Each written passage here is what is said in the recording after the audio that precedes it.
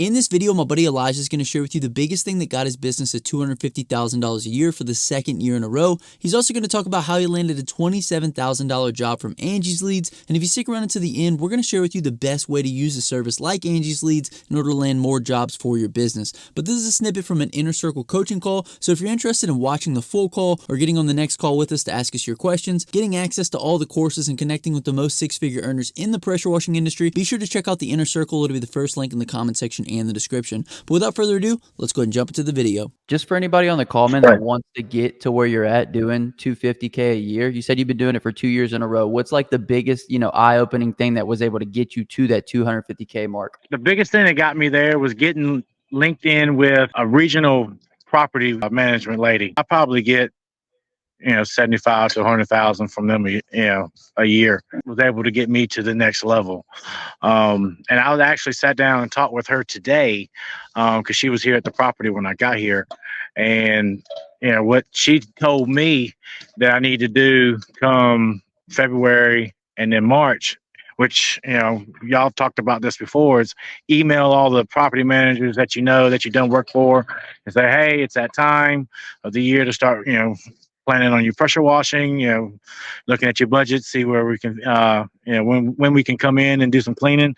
And that's what she told me today. She said, I'm going to give you my list of, all my properties that I got. She's got probably close to 50 to 75 properties that she manages. If you need a way to send mass emails to your client list, check out QuoteIQ's mass email feature that allows you to keep in touch and send offers to your contacts within QuoteIQ in just minutes. So that way you can easily drum up more business, just like our buddy Elijah did. That's, kind of how I was able to repeat what I did last year. This year is, the properties that I did do in 2022, I emailed them in the spring because I had their emails already, and it was like, hey, that time, let me know when y'all want us to come in and do some cleaning. And I'll probably clean for about 40 different apartment complexes. None of them are real big, but it's $3,000 here, $6,000 there. It adds up pretty quick. Elijah, as far as getting plugged in with that property manager, what was like the action steps you took? Was it cold outreach? Did they find you through Google? What that look like? Well, actually, one of her site managers had posted something on Facebook, and then I responded to it, and then showed up to her property, and I guess good customer service, and going there and doing a good job. It just kind of snowballed into where I'm at. I started cleaning for them, I guess, in the spring of 2021. So this is my third year cleaning for this property management company. Was it a Facebook ad, Elijah, or just a post, or what? No, it was a post, a property manager on like a community page. Hey, looking for somebody that does pressure washing.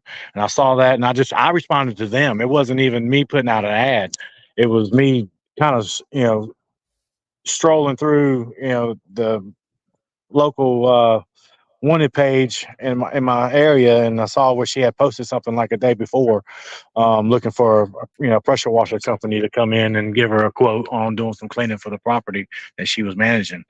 And so I called her and then went down there and gave her the quote, and it just grown from there.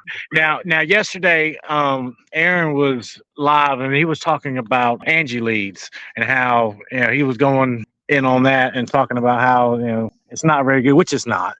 But I was able to get like a $27,000 job off of Angie Leads. And I don't know if he saw where I commented in his live stream yesterday, but I had mentioned that, with Angie Leads, for me, how I use it is I keep it on pause until I got, say, hey, next week I got, a day that's open or a half a day that's open.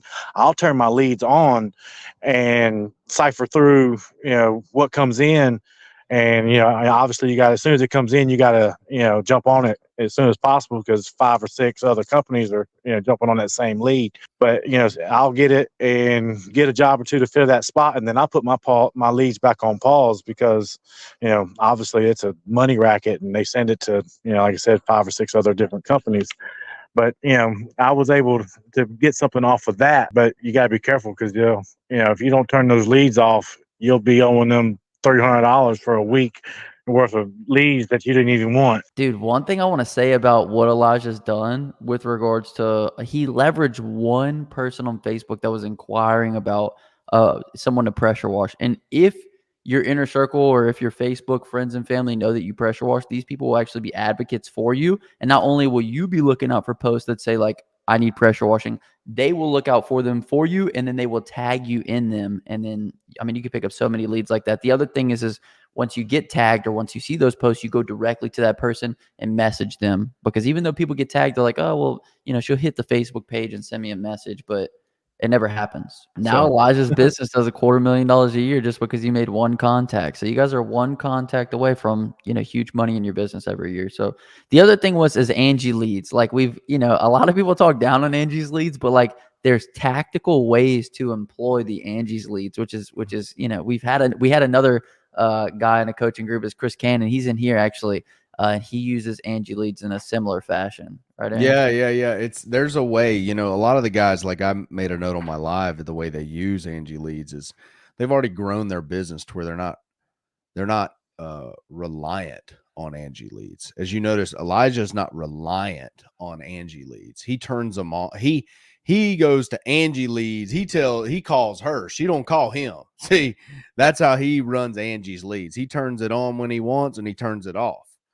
And a lot of people, the big issue and the people who have a lot of snarky comments towards Angie's leads, which I don't advocate for them. I could give a shit about them. They've done a lot of sketchy stuff in the past anyway. Their problem is that they're reliant. They've started their business on Angie leads, and that's the only source they have.